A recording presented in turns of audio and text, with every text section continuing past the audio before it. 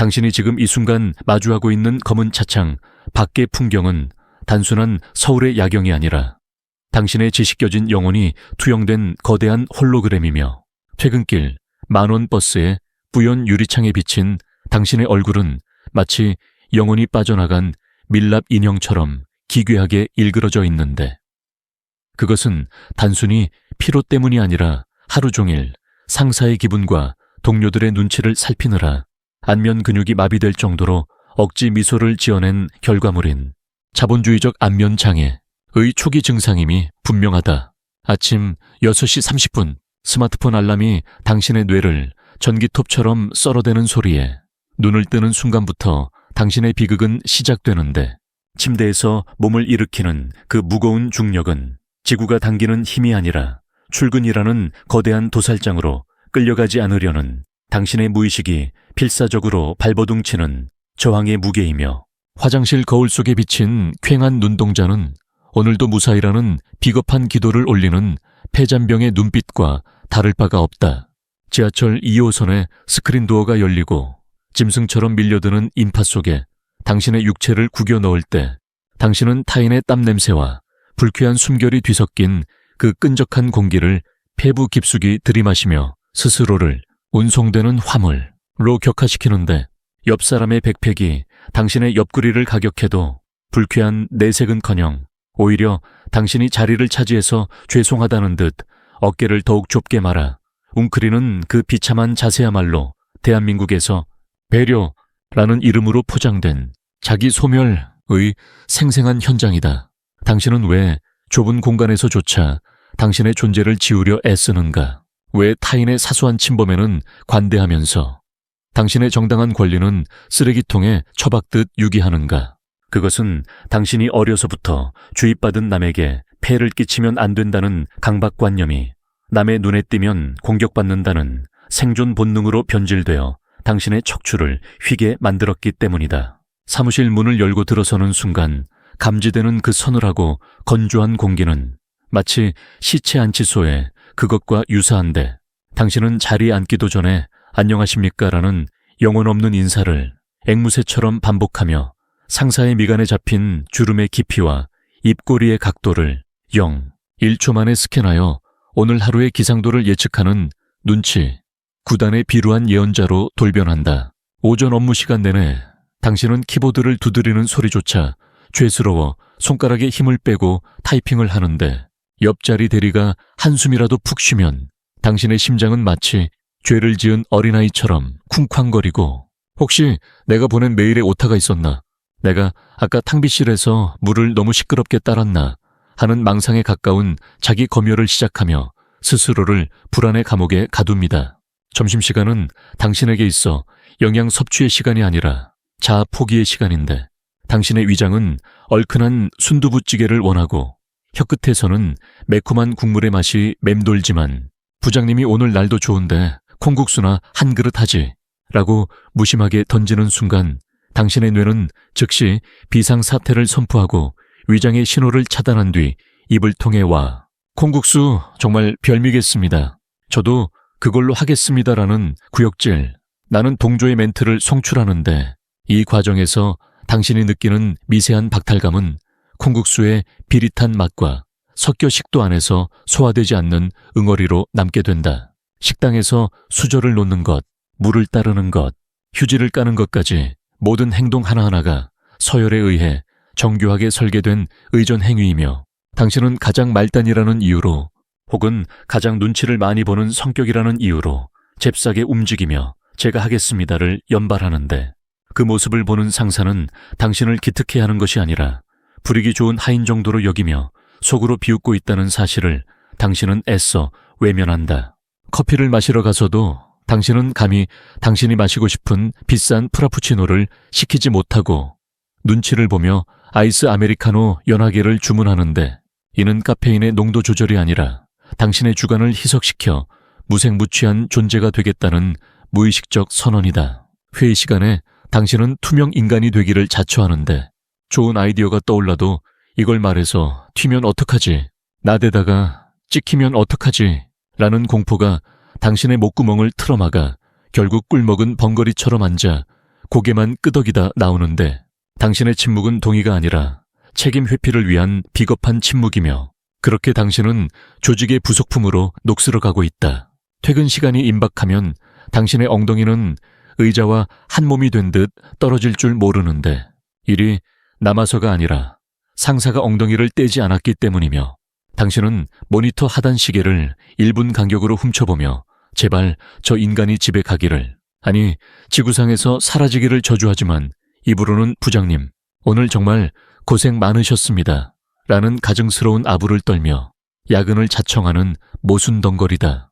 회식 자리는 당신의 인격이 가장 처참하게 유린당하는 도살장과 같은데 상사가 말아주는 소맥은 알코올과 탄산의 혼합물이 아니라 권력과 복종의 혼합물이며 당신은 그것이 독약인 줄 알면서도 감사합니다를 외치며 원샷을 때려박고 빈잔을 머리 위에 털어보이며 충성심을 증명하는 원숭이 쇼를 펼친다. 고기 굽는 집게와 가위는 당연히 당신의 차지인데 고기가 타지 않게 굽는 것에 당신의 사활을 걸고 상사의 앞접시에 잘 익은 고기를 대령하며 맛있게 드십시오라고 조리는 당신의 모습은 조선시대 노비와 다를 바가 없으며 술에 취한 상사가 어깨동무를 하며 다 너 잘되라고 하는 소리하라며 내뱉는 꼰대 짓거리에 당신은 속으로 구역질을 하면서도 겉으로는 명심하겠습니다.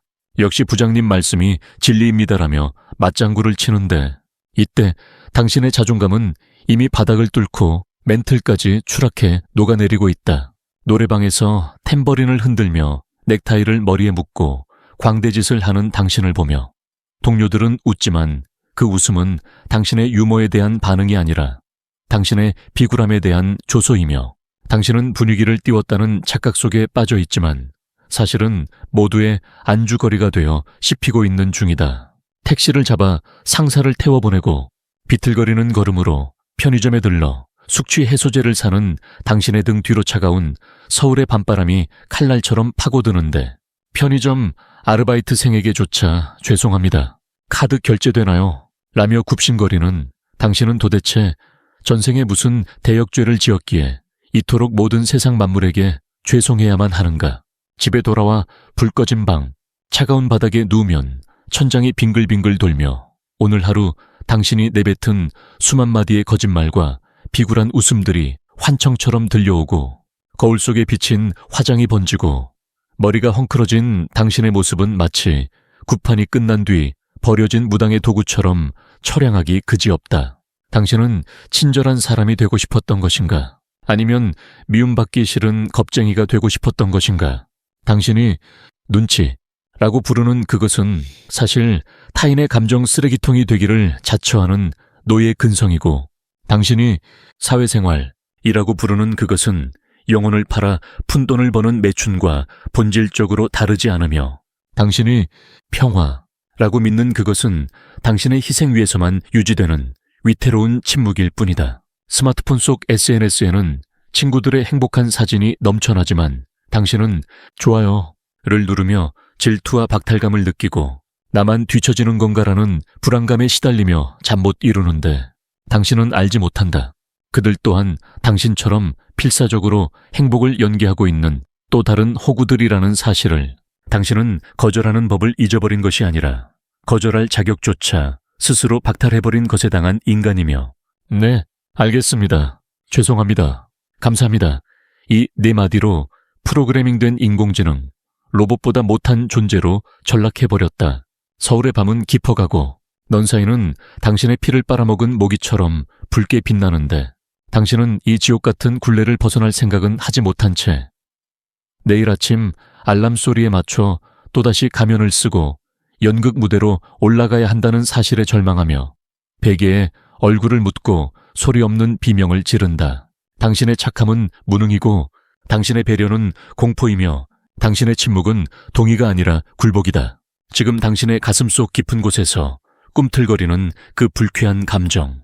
그것은 단순히 술 때문에 뒤집힌 속이 아니라 당신 안에 아주 작게나마 남아있는 진짜 당신, 제발 나를 좀 봐달라고, 제발 이 역겨운 연극을 멈춰달라고 보내는 마지막 구조, 신호일지도 모른다. 그러나 당신은 그 신호마저 무시하고 억지로 잠을 청하며 내일도 모레도 영원히 반복될 이 비루한 일상 속으로 스스로를 유배시킬 것이다. 이것이 바로 서울이라는 거대한 정신병동에 갇힌 당신의, 우리들의, 그리고 호구들의 적나라한 자화상이다. 이제 거울 속에서 비굴하게 웃고 있는 그 낯선 남자를 죽여라. 당장 화장실로 달려가 찬물을 틀고 세수를 하며 당신의 얼굴에 달라붙은 그 끈적거리는 좋은 사람이라는 가면을 박박 문지러 뜯어내야 하는데, 그것은 단순한 세안이 아니라 당신의 인생을 망쳐온 나약한 자에 대한 사형 집행이자 피냄새 진동하는 혁명의 시작이다. 당신이 가장 먼저 해야 할 일은 당신의 입꼬리를 제어하는 신경세포를 절단하는 것인데, 타인의 눈과 마주칠 때마다 조건반사적으로 튀어나오는 그 해픈 미소야말로 당신을 만만한 먹잇감으로 보이게 만드는 페로몬이었음을 자각하고, 이제부터는 마치 시체처럼 차갑고 건조한 무표정으로 세상을 응시하는 연습을 해야 한다. 아침 출근길 지하철에서 누군가 당신을 밀치면 죄송하다고 고개를 숙이는 대신 그 사람의 눈동자를 정면으로 2초간 말없이 응시하라. 화를 낼 필요도 욕을 할 필요도 없이 그저 네가 감히 내 영역을 침범했는가 하는 서늘한 눈빛 하나면 충분하며, 그 짧은 침묵의 순간 상대방은 본능적으로 당신에게서 뿜어져 나오는 포식자의 기운을 감지하고 스스로 눈을 피하게 될 것이다. 사무실에 들어설 때 앵무새처럼 외치던 활기찬 인사는 쓰레기통에 처박아라. 그저 가볍게 목례만 하고 당신의 자리에 앉아 모니터를 켜는 그 뒷모습에서 나를 건드리지 말라는 결계가 느껴지도록 압도적인 침묵을 둘러야 하며, 부장님이 썰렁한 농담을 던질 때 억지로 웃어주던 호구짓을 멈추고 그저 무심하게 모니터를 응시하거나 서류를 넘기는 소리만을 들려주어라. 그 싸늘한 정적이야말로 당신이 상사에게 휘두를 수 있는 가장 우아하고 잔인한 폭력이다. 점심시간 메뉴 선정의 순간이 오면 심호흡을 하고 부장님의 입에서 짜장면이 나오기 전에 먼저 치고 나가라. 저는 오늘 김치찌개가 먹고 싶습니다. 라고 단호하게 내뱉는 당신의 목소리는 떨리지 않아야 하며, 그 말 뒤에 죄송합니다라거나 괜찮으시다면 같은 구차한 수식어를 붙이는 순간 당신은 다시 노예로 전락한다는 사실을 명심하고 문장을 짧고 간결하게 끊어라.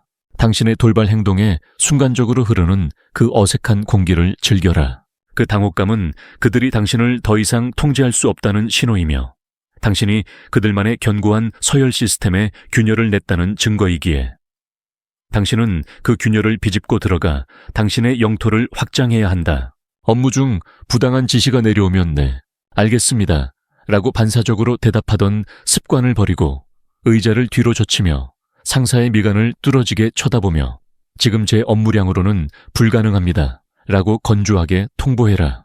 이때 중요한 것은 감정을 섞지 않는 것이다. 짜증을 내거나 하소연을 하는 것은 약자의 언어이니 오로지 팩트와 논리, 그리고 차가운 거절만이 당신을 프로페셔널한 협상가로 격상시킨다. 거절은 죄가 아니다. 거절은 당신의 시간과 에너지를 지키기 위한 방어벽이자 타인에게 당신의 가치를 재산정하라고 요구하는 청구서이며, 당신이 거절할수록 그들은 당신을 불편해하면서도 역설적으로 당신을 어려워하고 존중하기 시작할 것이다. 엘리베이터에서 마주치는 타인의 시선을 피하지 마라. 그들이 당신을 훑어보면 당신도 똑같이 그들의 머리부터 발끝까지 천천히 스캔하며 뭘 봐? 라는 무언의 메시지를 보내라. 눈싸움에서 이기는 비결은 동공을 흔들리지 않는 것이 아니라 내가 너를 평가하고 있다는 오만함을 눈빛에 담는 것이다. 대망의 회식 자리.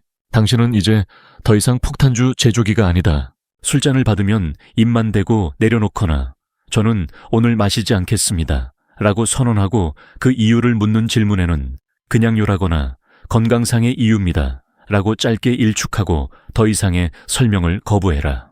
분위기를 깬다는 비난이 쏟아져도 개 짖는 소리처럼 무시하고 고기를 굽는 집게를 집어 던지며 각자 구워 먹죠 라고 말하는 순간 당신은 회식 자리의 반역자가 되지만 그날 밤 침대 위에서는 승리자가 될 것이다. 2차 노래방을 강요받을 때 시계를 보며 저는 선약이 있어서 이만 가보겠습니다 라고 말하고 뒤도 돌아보지 말고 택시를 잡아라.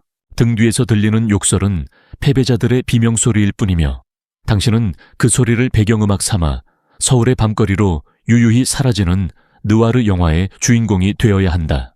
미움받을 용기라는 말은 너무 따뜻하다. 당신에게 필요한 것은 미움을 즐길 수 있는 사디즘이다. 타인이 나를 욕한다는 것은 내가 그들의 통제에서 벗어났다는 뜻이고 내가 그들에게 위협적인 존재가 되었다는 훈장과도 같으니 누가 당신을 싸가지 없다고 욕하면 감사합니다. 제가 좀 깐깐하죠라고 비꼬며 웃어주어라. 인간관계 정리야말로 포식자의 특권이다. 당신의 에너지를 갉아먹는 감정 뱀파이어들, 필요할 때만 연락하는 기생충들, 만나면 자기 자랑만 늘어놓는 확성기들을 카카오톡 차단 목록으로 가차없이 보내버려라. 핸드폰 연락처가 줄어들수록 당신의 삶의 밀도는 높아지고 고독은 외로움이 아니라 고귀한 자유가 된다. 당신은 이제 친절한 호구가 아니라 차가운 이기주의자다. 남을 배려하기 전에 나를 먼저 챙기고 남의 기분을 살피기 전에 내 기분을 먼저 살피며 희생이 아니라 거래를 하는 냉철한 비즈니스맨으로 다시 태어났다. 지하철에서 다리를 꼬고 앉아 스마트폰을 보는 당신, 식당에서 혼자 밥을 먹으며 당당하게 메뉴를 고르는 당신, 상사의 눈을 똑바로 쳐다보며 할 말을 하는 당신. 이 모든 변화는 당신이 아니오라고 말할 수 있는 용기를 가진 순간부터 시작되었다. 세상은 당신이 생각하는 것보다 훨씬 더 당신에게 관심이 없다. 당신이 거절한다고 해서 회사가 망하지 않고 당신이 화를 낸다고 해서 지구가 멸망하지 않는다. 오히려 당신이 이기적으로 굴수록 세상은 당신에게 길을 비켜주고 당신의 눈치를 보게 될 것이다. 이제 서울의 밤거리를 걸어보라. 어제까지만 해도 당신을 위축들게 만들었던 저 거대한 빌딩 숲이 이제는 당신의 발 아래 놓인 정복지처럼 보일 것이며 차가운 밤 공기는 당신의 뜨거운 심장을 식혀주는 상쾌한 바람으로 느껴질 것이다. 당신은 더 이상 시스템의 부속품이 아니다. 당신은 시스템을 이용하고 조종하는 바이러스이자 이 숨막히는 서울의 어둠 속에서 유일하게 깨어있는 포식자다. 뚜벅뚜벅 구두굽 소리를 울리며 아스팔트 위를 걸어가는 당신의 뒷모습에는 더 이상 굴종의 그림자가 없다. 오직 스스로를 지켜낸 자만이 가질 수 있는 고독하고 단단한 아우라만이 넌 사인을 반사하며 빛나고 있을 뿐이다. 가서 당신의 삶을 쟁취하라. 그리고 다시는 그 누구에게도 고개를 숙이지 마라.